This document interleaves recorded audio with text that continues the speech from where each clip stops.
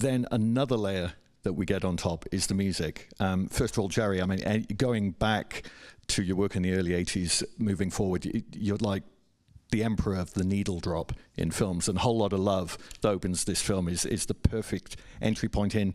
But we also have Hans Zimmer's score, and bringing that into the equation, obviously it heightens the drama. But again, that can't drown out the sounds, and vice versa.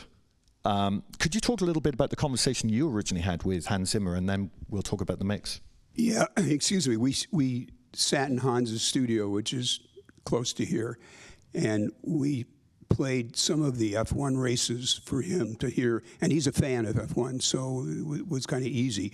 And he had to figure out something sonically that would cut through those engines.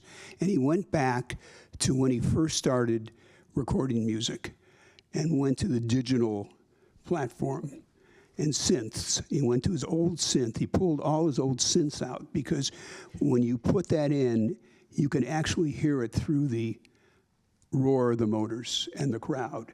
And that was really an innovation. And then he's the most brilliant composer for writing melodies, and some of the melodies in this movie are just absolutely beautiful.